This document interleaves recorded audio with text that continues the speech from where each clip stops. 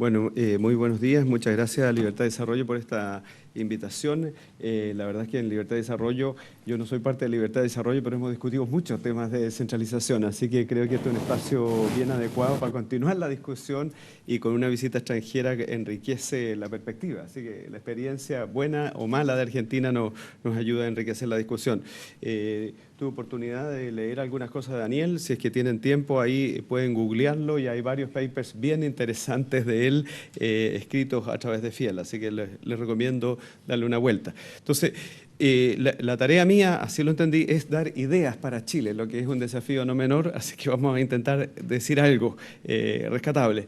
Entonces, esto es más o menos la agenda. Vamos a ver, Luis me va a cortar cuando ya la saturación llegue en el público y eso puede ser luego, así que esa es la agenda. Vamos a ver si es que alcanzo a llegar al final y si no, así es la vida. Entonces, más conceptos todavía. Quería recalcar un par de cosas que creo que Daniel las planteó muy bien, pero quiero recalcarlas para hacerlas mías. O sea, Daniel plantea al principio, la descentralización es un fin en sí mismo, y Daniel muy claramente dice, no, no es un fin en sí mismo, la descentralización es un medio para mejorar el bienestar. Entonces, ¿cuál es esta mejoría en el bienestar? Tiene que ver, para mi gusto, que es un resumen de todos los planteamientos de Daniel, que es este teorema de la descentralización, que hay una mejoría en esta eficiencia asignativa y hay un mayor involucramiento o accountability de las comunidades locales. Entonces, ¿para qué queremos descentralizar? Para mejorar el bienestar. ¿Y cómo se reflejaría este bienestar, esta mejoría en el bienestar, para tener esta mejor adecuación de la oferta de bienes y servicios públicos locales a mis preferencias? Y por otro lado, para lograr esta mayor accountability. Y Daniel pone, que a mí me parece súper importante, una nota de escepticismo. Revisa en uno de los papers, no lo hizo con tanto detenimiento en el PowerPoint, pero uno de los papers que leí, revisa la literatura y dice, bueno, ¿qué es lo que nos muestra la evidencia empírica al respecto? ¿Se logran estos objetivos o no se logran? Y yo diría, Daniel me puede retrucar después, que Daniel pone una nota de cautela. Aquí hay un cierto escepticismo. Yo estuve mirando, que también les recomiendo ver, Chile con nuestra incorporación a la OECD, nosotros participamos de estos informes de la OECD. Hay un Territorial Review, que lo voy a mencionar más rato, del año 2009, y ese libro termina al final con un repaso de cerca de 15 papers que tratan de hacer un análisis empírico entre descentralización y crecimiento económico, y la verdad que de los 15 papers hay 7, si uno se apura, que dicen que hay una correlación positiva entre descentralización y crecimiento. Entonces, aquí la cosa está claro por qué nos gustaría descentralizar, está claro lo que dice la teoría, pero la empiria nos pone un poquito duda. Entonces, y me parece que Daniel recoge eso y lo reitera en las conclusiones diciendo, oye, nunca hay una situación óptima para proceder en la descentralización. Ahora, aquí hay un sentimiento ciudadano, estamos en nuestro querido país, el país empoderado, el país del sentimiento, el país de la calle, ¿no es cierto? Y Adimar, que está haciendo un trabajo ahí bien importante. Esta es la encuesta de marzo 2012, y el tema de la descentralización, si que leo bien, ahí está. El tema de centralización lo está evaluando como la gestión del gobierno y ustedes ven que va para abajo. O sea, hay un sentimiento, hay una preocupación en la ciudadanía sobre el tema de la descentralización. Es interesante esto porque esto es una cosa bien abstracta, la descentralización. ¿Qué diablo, dicho en chileno, qué diablo es la descentralización? Es difícil. O sea, uno entiende, claro, que puede ser la salud, el empleo, la corrupción, pero la descentralización es, para la mayoría de la gente de la calle, un constructo bien abstracto, pero aún así el gobierno está siendo evaluado y va para abajo en esto. Entonces, quiero instalar que hay un sentimiento ahí. Nosotros en otra encuesta, que es la encuesta Bicentenario, que también la hacemos con Adimar, y esto es de 8 años, ojo, la anterior es marzo 2012, en la encuesta Bicentenario exploramos estos temas, y es bien interesante porque para tratar de entender este anhelo de descentralización de nuestro querido país, nosotros preguntamos, pensando entre la relación entre Santiago y las regiones, últimamente se ha venido hablando de la descentralización, ¿usted estaría a favor o en contra de que las regiones ¿ah? Elijan a sus propias autoridades, bastante aprobación, 72%, puedan disponer de sus recursos con total independencia, 64%. Ojo, aquí en esta pregunta siempre hay trampa porque no hay costo de oportunidad, o sea, no le estamos diciendo quién prefiere, sino que esto es gratuito, pero ya baja la proporción. Y esto es interesante, que las regiones tengan capacidad de hacer sus propias leyes, que ya sería un país federal bastante más cautela. Por lo tanto, mi interpretación, y después nosotros hicimos otra pregunta, que no los voy a aburrir con eso, sobre un poco sobre la identidad regional, que es un tema re importante, sobre todo en contraste de un país unitario versus uno federal. La sensación de región, cuán viva la tengo. Hemos visto los movimientos de Aysén y antes vimos los movimientos de Magallanes. O sea, la pertenencia regional es bastante débil en Chile. O sea, las regiones en general son constructos más bien administrativos. O sea, uno le dice, y eso lo testeaba por una pregunta, oiga, usted se siente, y tratamos de testear, ¿cuánto más regional, cuánto más magallánico se siente usted versus chileno? ¿O cuán importantes son las dos cosas? En verdad, la identificación cultural con la región en Chile es débil. Entonces, es interesante esto para ver este gráfico con la cautela. ¿Hay una demanda por descentralización? Sí la hay, pero yo diría que la demanda por descentralización, más que una demanda cultural o de la opresión del Estado Nacional sobre los territorios, más que esa demanda es una demanda como de eficiencia que tiene que ver precisamente con estos puntos. Entonces es interesante como para tratar, espero, de entender un poco cuál es la demanda que está detrás. Y una cosa que lo dijo también Daniel, que me gustaría... Yo no soy economista, pero me he dedicado bastante a estos temas y uso bastante los conceptos de la economía. En general, en la teoría se habla de estas tres acepciones de descentralización: descentralización administrativa, política y fiscal. Daniel habló fundamentalmente de la descentralización fiscal, que tiene que ver con la participación de los gobiernos subnacionales en los ingresos a los gastos públicos. Entonces, hay una discusión muy grande y este sentimiento al cual yo hacía apelación se puede abordar muy fuertemente. Este sentimiento que yo decía de descentralización a raíz de esta encuesta se puede abordar muy fuertemente por otra forma de descentralización también, que tiene que ver con la descentralización administrativa. Es decir, todavía en el sector público chileno hay cualquier cantidad de nombramientos que en el nivel regional para proveer bienes públicos regionales que dependen de Santiago. ¿Tiene sentido eso? Entonces, yo creo que esta apelación a la descentralización no solamente se podría resolver, entre comillas, solamente con la transferencia de recursos, que es la descentralización fiscal, también podría avanzarse bastante en la asignación de responsabilidades, la adecuación de la responsabilidad a nivel regional o local, y por supuesto con una descentralización política que es que nosotros obviamente elegimos a nuestro alcalde, y en el tema regional hay un proyecto de ley que voy a comentar rápidamente después sobre la elección directa de los consejeros regionales. Esto viene de este informe de la OECD, los datos son 2005, pero esto es el libro del 2009, y ahí se ve, le pegué mal el gráfico, disculpa, es ingresos versus gastos en el otro eje, y ahí se ve que Chile está... ¿Qué le pasa? Es muy raro el caso de Japón, yo no lo había visto, que recauda más descentralizadamente de lo que gasta. Yo creo que es un caso bien outlier. Bueno, es outlier totalmente porque la tónica es que en general todos los gobiernos, los niveles subnacionales, gastan más de lo que recaudan, por lo que decía precisamente Daniel, por esta eficiencia que tiene el Estado Nacional para recaudar más sistemáticamente. Entonces, y aquí me largo a estas ideas que quería poner sobre la mesa. Entonces, y aquí hay un supuesto tremendo. Aquí hay un supuesto tremendo, que es que lo que yo quisiera es tratar de avanzar en estos objetivos. Entonces, si queremos descentralización para lograr estos objetivos, ¿cómo avanzamos? Entonces, hay un supuesto tremendo porque aquí la empiria, como ya nos adelantaba muy seriamente Daniel, no está tan clara. Entonces, una idea es... que es una cuestión que hemos discutido mucho, es la descentralización o la transferencia, dicho en castellano, de los recursos nacionales para la toma de decisión regional. Entonces, esto es un estudio que nosotros hicimos y repasamos, ¿no es cierto? Primero definimos ciertos conceptos. Hay recursos nacionales nacionales del gobierno central que podrían ser de decisión regional o comunal. No todo, evidentemente, defensa es un bien público nacional, entonces uno decía, descentralizar la defensa no tiene ningún sentido, ¿no es cierto? Entonces, fundamentalmente lo que nos fuimos preguntando, ¿esos recursos pertenecen más bien a la función asignación, la función distribución, clásicamente el combate a la pobreza, después lo podemos explicar muy bien, no tiene mucho sentido darle una componente regional o descentralizada? ¿Están los beneficios concentrados a nivel nacional o son más bien de índole regional o comunal?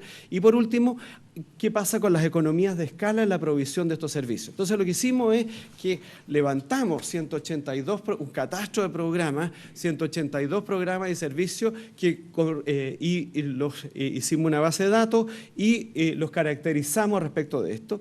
Y vimos que efectivamente había muchos programas y servicios públicos que efectivamente pertenecían a la función de asignación, que efectivamente los bienes y servicios que ellos entregaban correspondían más bien a un beneficio regional o comunal y que por lo tanto tenía mucho más sentido que se manejaran con la decisión a nivel regional o local que desde Santiago. Entonces, y después, para prever un poco estos problemas que Daniel nos adelantaba, este tema del fly paper, que después, Daniel, yo te paso la pelota a ti para que tú lo expliques más. Digamos, la transferencia de estos programas que identificamos tampoco es gratuita en una bolsa. Entonces dijimos, ok, van a haber algunos que los podríamos devolver a los gobiernos subnacionales en esta modalidad que llamamos en devolución, o sea, transferencias no condicionadas, otros en delegación, condicionadas a un área, y después en una modalidad de desconcentración. O sea, no es que le quito toda esta plata al gobierno central y se la tiro a las regiones, sino que de acuerdo al origen del gasto y de acuerdo a estas categorías, yo digo, algunos los voy a dejar de más libre disposición y otros más acotados.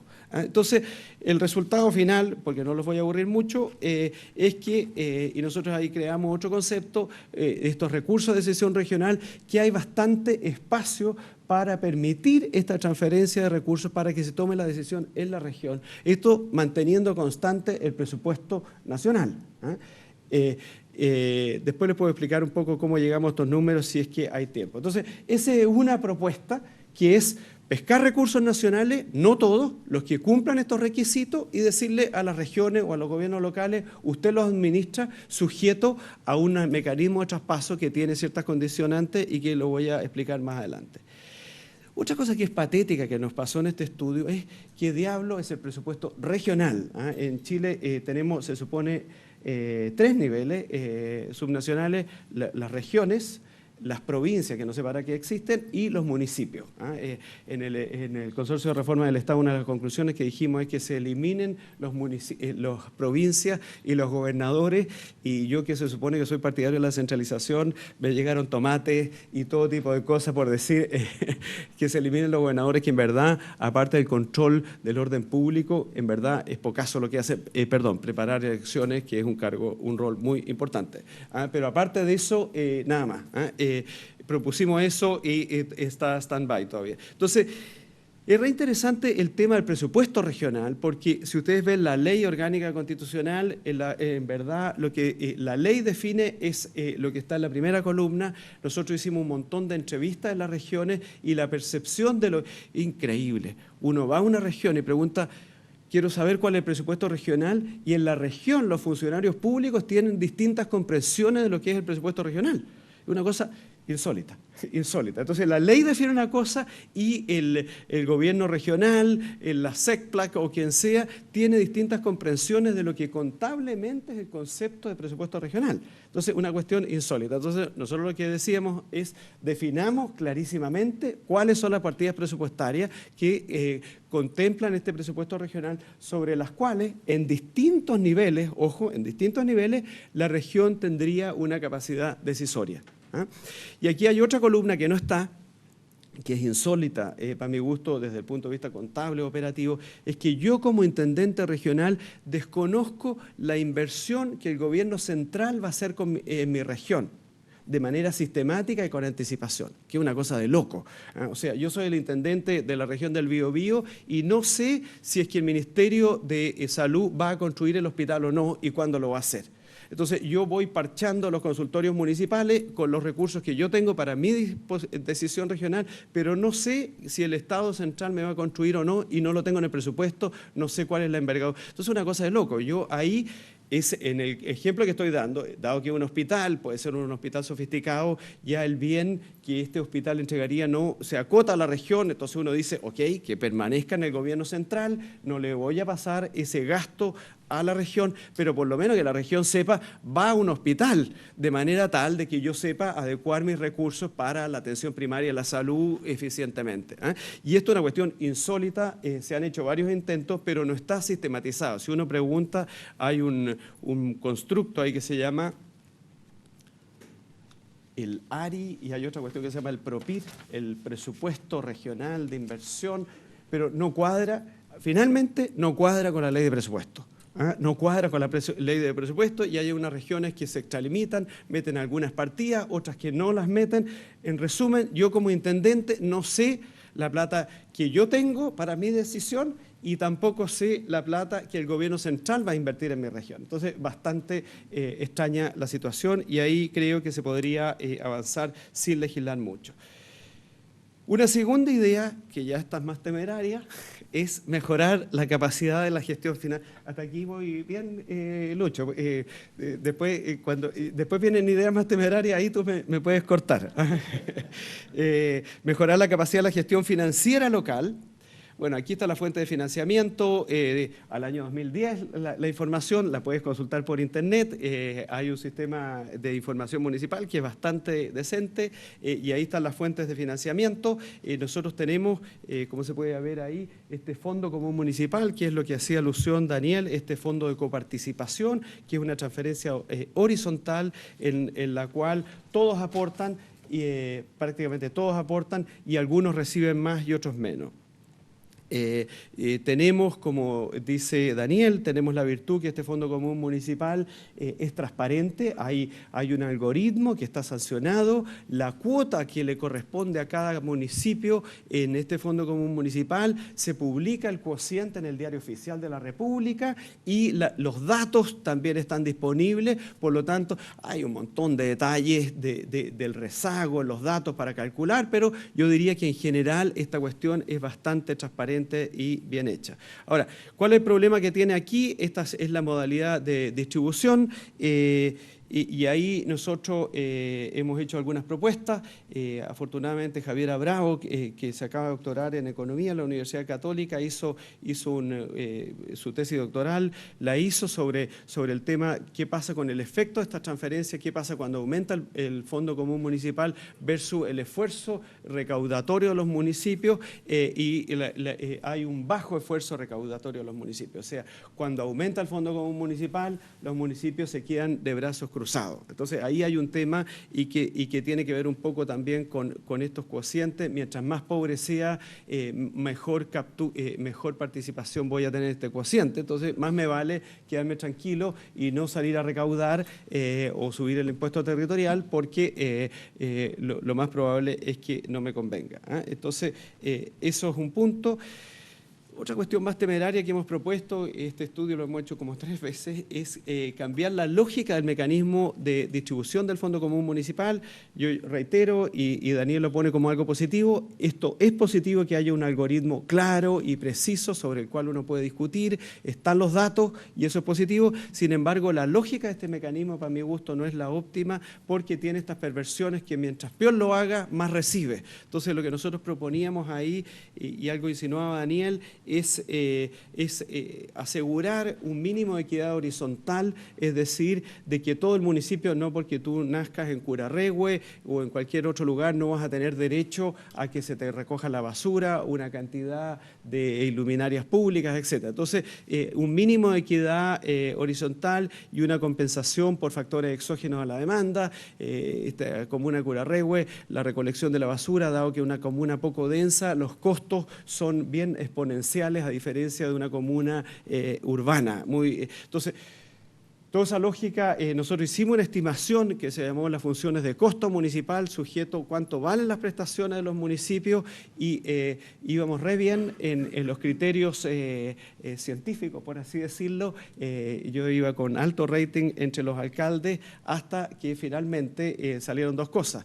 Que si uno veía esta canasta básica de prestaciones para los municipios y contrastaba los recursos que el gobierno central o esta transferencia al Fondo Común le hacía a cada uno de los municipios, la verdad es que los municipios que no podían financiar esta transferencia eran como 5 a nivel país. Entonces, después hicimos una sensibilización. ¿Qué pasa si es que fuimos muy estrechos con el costeo? Lo subimos a 120% del costo inicial y fuimos haciendo una sensibilización, y la verdad que en teoría buena parte de los municipios podían financiar la canasta de prestación. Entonces ahí yo ya perdí popularidad, y finalmente, esto es un tema político, la preocupación de los alcaldes es cuánto más me va a dar este nuevo reacomodo más que la racionalidad.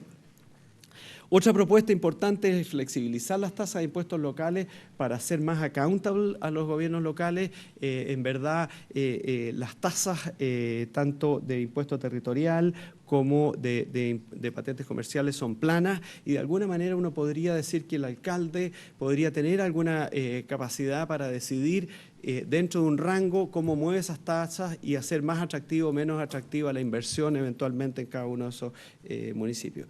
Y después dos cosas muy breves que creo que es importante. Un tema bien endémico, que es lo que hemos llamado los costos de agenciamiento. Nuestro país es hipercentralizado, el gobierno central le pasa responsabilidades, le pasa programas a los municipios. Últimamente, por ejemplo, la ley, el Ministerio de Medio Ambiente generalmente establece que todos los municipios tienen que tener una unidad de gestión ambiental. Genial la idea, pero le pone la obligación y ningún financiamiento. Entonces, los municipios tienen que asumir un montón de costos de agenciamiento, de decisiones políticas del gobierno nacional, y eso debiera tener alguna compensación, porque evidentemente son bienes públicos locales, pero también responden a un interés nacional. Entonces, al menos distribuyámonos los costos de una manera adecuada. Entonces, nosotros hicimos un costeo de ese fenómeno y creemos que es un ámbito para avanzar. Y finalmente, y esto sí que es temerario, Luis, aquí el Banco Interamericano de Desarrollo en el gobierno pasado planteó este proyecto de ciudades bicentenario, que era algo bien loco, que era que los municipios se pudiesen endeudar, cosa que, como ustedes saben, en Chile, en teoría, los municipios no se pueden endeudar, sí manejan una deuda flotante, que son las facturas impagas que quedan en el cajón del director de Administración y Finanzas. Pero en teoría los municipios no se pueden endeudar. Entonces, este proyecto de ciudades bicentenario lo que pretendía era permitir un endeudamiento para municipios que cumplieran ciertas restricciones de tamaño, y muy interesantemente para mi gusto era que creaba una especie de ranking estilo Standard & Poor's del desempeño financiero municipal, y ese ranking lo hacía público. Entonces, aquellos municipios que estaban bien en este ranking podían endeudarse, y el endeudamiento, para mi gusto, y aquí está el horror de no ser economista, estaba ultra asegurado, porque como la recaudación del impuesto territorial, ustedes saben que la hace la tesorería le retenía a los municipios el pago de las amortizaciones antes de que llegara al municipio. O sea, para mi gusto no iba a haber default por ningún lado, y creo que era una señal muy positiva de permitir un premio a los que lo hacen bien. Entonces, tanto el gobierno pasado como el actual, ojo, no quisieron continuar con esta línea, pero yo creo que es importante premiar el buen comportamiento, ya que, y lo voy a decir ahora, no podemos castigar a los que se portan mal, por lo menos premiemos a los que hacen bien. Y eso me parece súper importante.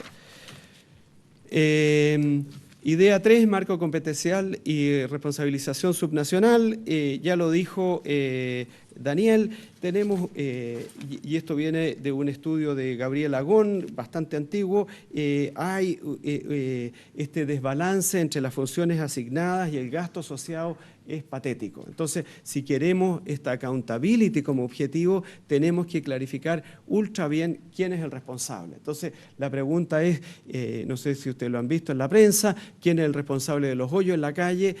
fuente ovejuna. No, que es el gobierno regional, no sé, que lo acabamos de traspasar, es que esto depende de otro, no, es que era del municipio, y al final, si es que queremos ese objetivo de accountability, tenemos que tener claro de que el votante local sepa a quién culpa por el hoyo en la calle, a quién culpa por la educación, a quién culpa por la prestación de un montón de servicios. Y lo que nos pasa es que no tenemos claridad en las competencias que le toca a cada uno.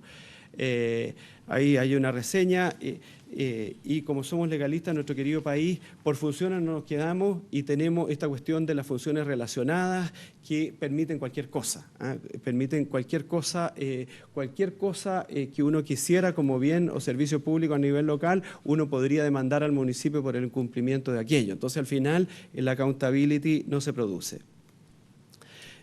Nosotros ahí en el Consorcio de Reforma del Estado hicimos un montón de propuestas, algunos criterios para la redefinición de funciones y niveles de los gobiernos subnacionales. Hicimos una revisión de la OSD y la verdad es que uno puede racionalmente decir esto, que es el ejercicio que hicimos nosotros, qué bienes públicos son nacionales, regionales, locales, etcétera, etcétera, y ordenar todo súper bien. La evidencia de la OSD es que aún así, haciendo leyes relativamente sensatas, en la práctica igual hay problemas. Entonces, lo que es interesante que ha avanzado mucho la OSD es estos mecanismos de contrato, o sea, ir hacia una contractualización más que a una definición de leyes.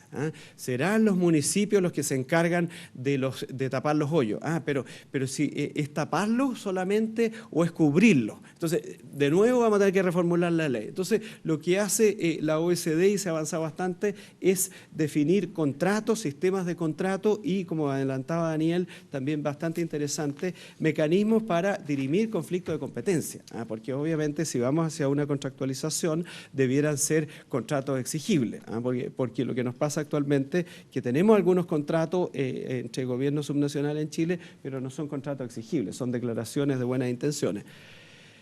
El gobierno está trabajando en este proyecto de ley de transferencia de competencias que define las funciones, o sea, apuntando un poco a las primeras líneas de lo que yo señalaba. Creo que es un paso positivo, define nuevas funciones y atribuciones del Consejo Regional y de su presidente, define ciertas facultades fiscalizadoras, regula los convenios de programación. Yo creo que este proyecto de ley es un paso en la dirección correcta, es un tema súper complejo. A mí me gustaría haber sido un poco más radical, pero uno que no está en el Parlamento sale fácil proponer si es que no tiene que empujar estos proyectos de ley. Pero creo que aquí hay un paso. Este proyecto de ley yo espero que salga aprobado y nos permitiría avanzar en esto de dirimir bien las competencias entre los gobiernos subnacionales. En fin, me voy a saltar ahí. Yo tengo algunas críticas de ese proyecto de ley, pero en general creo que es un paso positivo.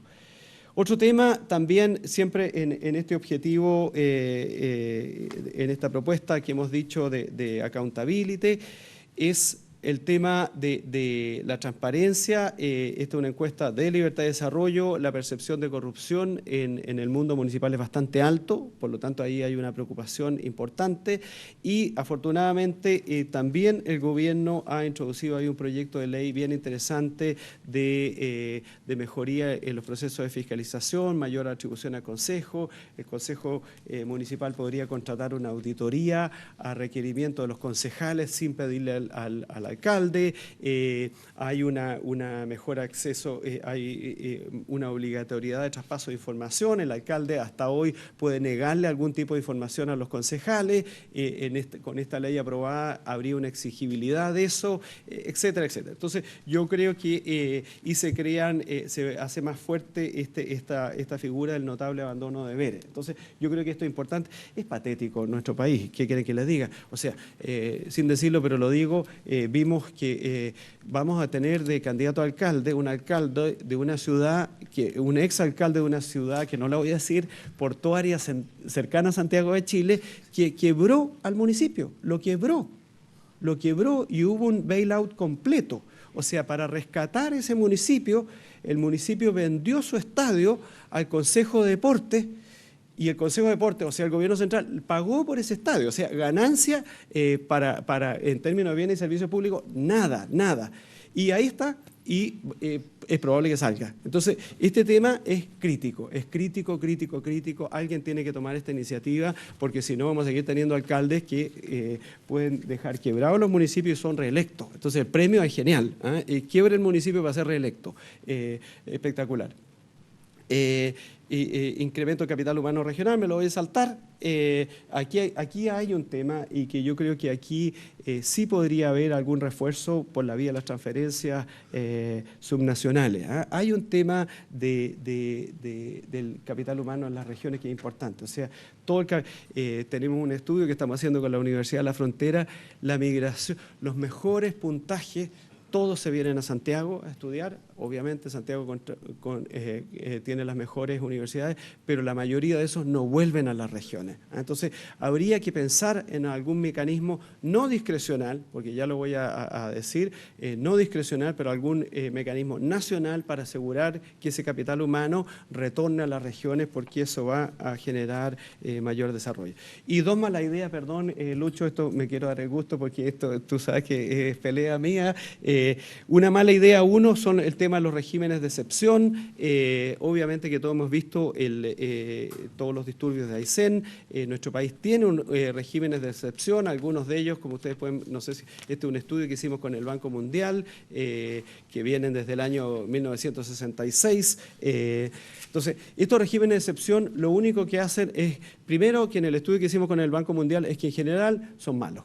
O sea, no es nada crear regímenes de excepción si es que producen algún efecto, pero en general nuestra evaluación es que no producen los efectos deseados, no genera mayor inversión necesariamente, no genera mayor contratación adicional en las regiones, etc. Entonces, estos regímenes de excepción en general son malos y tienen el problema de que por qué se excepciona un territorio versus otro. O sea, si uno se pone a identificar territorios que habría que privilegiar, yo le aseguro que la lista es infinita. Hasta la Municipalidad de Las Condes puede decir que quisiera ser privilegiado porque recibe muchos visitantes que vienen a utilizar sus parques, dado que no hay parques en las comunas vecinas. Por lo tanto, la Municipalidad de Las Condes también debiera tener algún tipo de compensación. Entonces, el tema de los incentivos,